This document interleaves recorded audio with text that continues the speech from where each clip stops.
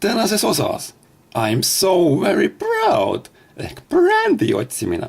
Olen palju unetuid öid veetnud visuaalse identiteedi peale mõeldes, mis sobiks kokku uue, rohkem Euroopat ideega. Ma ei saanud Kempsus kah käia ilma globaalse brändistamise peale mõtlemata. Peenemad inimesed ehk need, kes ei mäleta eesti keel, kasutavad sõna brand, sest brand on cool. Maakeeles on brand lihtsalt kaubamärk. Jah, matsid sellised. Läksin üks päev jalutama, astusin sisse, sain aru, see ongi brändi kontseptsioon. Oksendav siil ei ole üksi.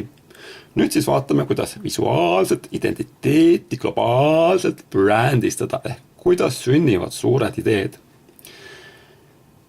Nii, kõige tähtsam on olla õigel ajal õiges kohas ja saada läbi õigete inimestega, kes sulle ükskõik mille eest on valmis 200 000 euri maksma näiteks. Miks mitte? Ükskõik kui sitt su idee poleks. Siis on sul tarvis arvutit ja mõnda pilditöötlustarkvara. Ja siin te näetegi samm-sammult, kuidas identiteedi visuaalne brändistamine käib ja kuidas teha 10-aastane hüpe tulevikku, mis vastab hämmastaval kombel kõigile euronõuetele.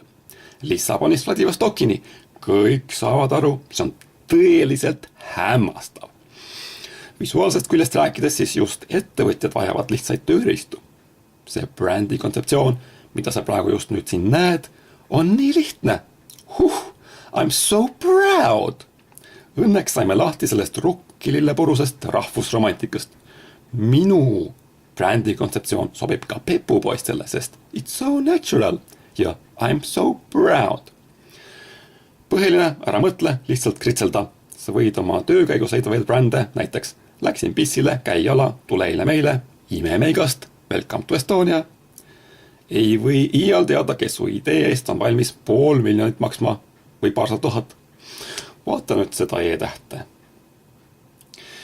Pole paha, lõpuks on meil vahendid, et tutvustada meie riiki välispartneritele ja et Eesti on ajalooliselt Põhjalariik ja luminemaa, seda eriti talvel, siis teeme Eesti brändi kontseptsioonist globaalse kliimasoojenemise kiuste loomulikult veel talvise versiooni. Näiteks tõmba siia mingi pruuni värvi jutt või triip ja siis veel selline konks. Mina ei tea, mida teie arvate, kuid minu arvates on see lihtsalt geniaalne.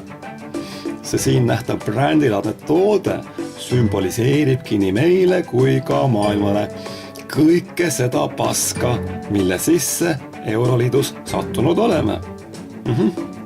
Siin on mul veel üks brändi kontseptsioon. Neid materjale võivad kõik tasuta kasutada pärast seda, kui mulle on toodud 200 000 euri kilekoti sees. Miks mitte? Ja mida veel lisada? Ei muud kui I'm so very proud. Ja sitta kah.